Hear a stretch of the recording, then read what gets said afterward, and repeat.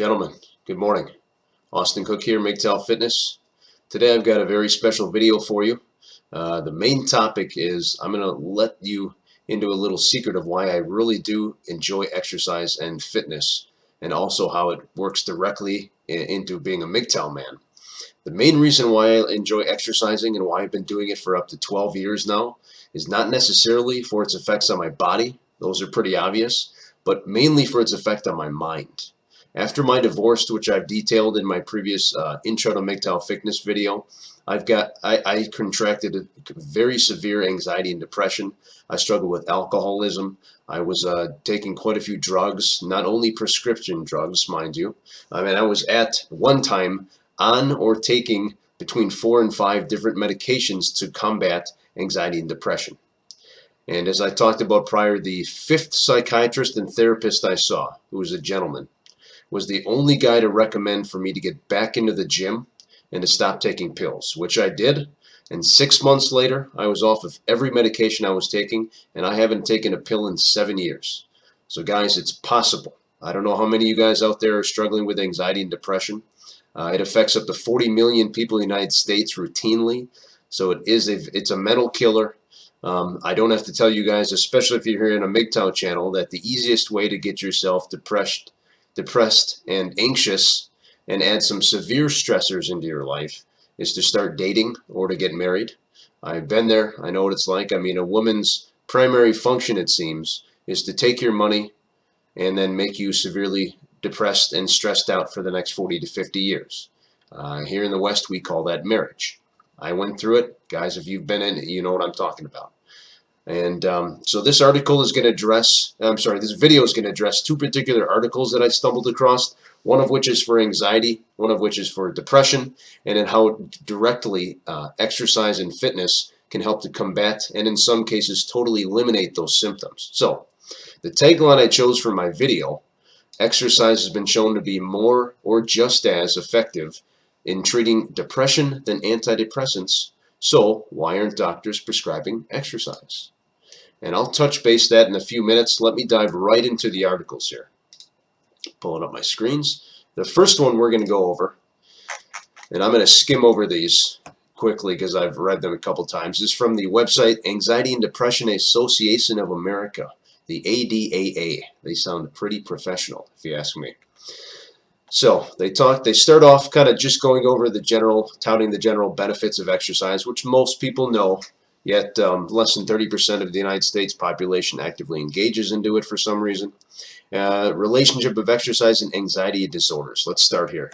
Stress and anxiety are a normal part of life. That's debatable. But anxiety disorders, which affect 40 million adults, are the most common psychiatric illness in the United States.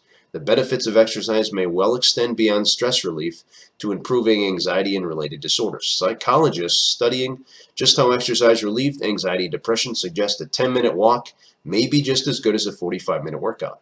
Well, that does depend on your goals. Some studies show exercise can quickly elevate depressed mood in many people. Although its effects may be temporary, they demonstrate that a brisk walk or simple activity can deliver several hours of relief, similar to taking aspirin for a headache. Okay, let me skip across here to the exercise as part of therapy. According to some studies, regular exercise works as well as medications for some people to reduce symptoms of anxiety and depression. The effects can be long-lasting. One vigorous exercise session can help alleviate symptoms for hours, and a regular schedule may significantly reduce them over time. Like all forms of therapy, the effects can vary. Some people may respond positively, others may find it doesn't improve their mood much, and some may experience only a modest short-term benefit. Now I'm going to interject here. So far what they're kind of talking about is like a medical prescription. For example, if you suffered from panic attacks or anxiety attacks, you generally will be prescribed and taking medication for that. Well, what that medication does is once you have a trigger or a relapse, you have an anxiety attack, for example, the medication goes in and generally attacks the site where there is a neurological gap in the brain. I kind of got a crash course after my divorce of being depressed and anxious, because I started asking a whole lot of questions about what my medication was doing, especially for the ones that didn't seem to do anything for me. So I kind of picked up some of this knowledge, and then taking my personal training course and studying the human body and brain, I learned a little bit more of the reason why. Anyway, so the anxiety medication goes in and creates a bridge to that gap where the synapses inside your brain, where the where the electricity is not firing correctly. Um, and for example, it'd be similar to like a mouse in a trap or a bowl. They generally just run around in circles. Our brains do that when we're depressed, anxious. There's similarities. There's a misfire there. It's not firing on all cylinders, if you will. So the medication goes in and corrects that. So what this talked about is, like all forms of therapy, some people may respond positively, others may find it doesn't improve their mood much. What they're talking about is there is a gap in time between when you start the medication and when you find its effects, right? Of course, that will change depending on a person. For example, for exercise and fitness, the similarities of why it's healthy for the body to exercise are very similar. For myself, I like exercising, and when I learned that the endorphins, the chemicals that the body releases in the brain, are just a small beginning part of what happens in the body. Once you start making exercise routinely part of your life, but the bigger part of that is your brain can actually regrow synapses where those disconnect for the electronic signals were. So for what the medication was doing over a period of 6 to 8 months for what I was taking for my anxiety and depression after my divorce, what that medication was doing, exercise did naturally. The only problem was it took a lot of effort on my part, and it took a little bit more time. And that's usually the problem, that you lose a lot of people, especially for the very popular New Year's resolution of getting back into the gym and getting healthy. Most people stop in less than 3 weeks to a month. Why? Well, the problem is they probably had in their mind, they wrote like a Christmas list, I want a six-pack. And when do I want it? By January 31st. Well, there's a problem with that. If you spent the previous 25 years of your life shoving cake into your pie hole, you're not going to get a six-pack in a month. In fact, you might not even see your abs in 3 months, right? Safely and healthily, you won't see your abs in 3 months. You can starve yourself, but I do not recommend that as any form of nutritional regimen. But so people can get their goals, but the problem is they want them now, and they want it to be easy. And a pill is right now, and it's right easy. And that's one of the main reasons why I think the medical profession does not recommend exercise as a prescription to combat anxiety and depression, but they should. The problem is it takes time and it takes dedication. And it usually is out of the hands of the medical professionals, because they're not generally interested in training human beings how to stay healthy on their own. They're very interested in telling you that you got to see me every 4 to 6 months, and by the way, I'm going to write you an expensive prescription to go along with that. So again, that's just my indication of what I went through in my situation. There are some people that got diagnosed with severe anxiety and depression where they do need medication to prevent them from being a harm to themselves and others.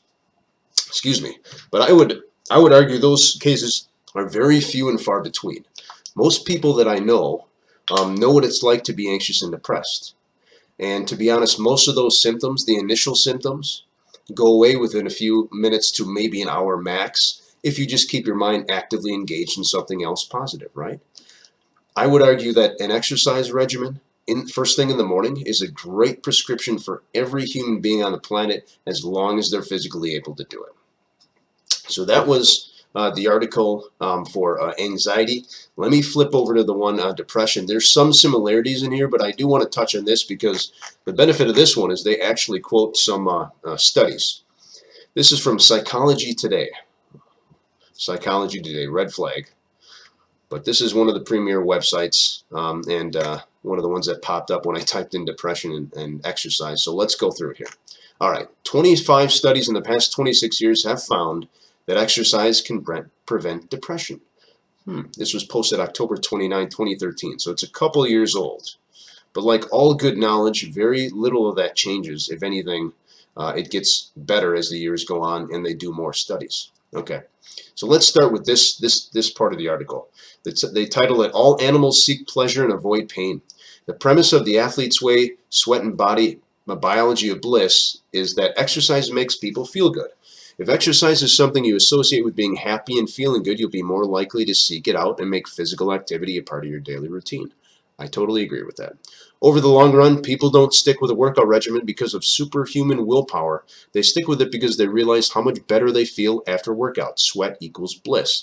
This is a universal neurobiological fact. Breaking a sweat is a hedonic pursuit.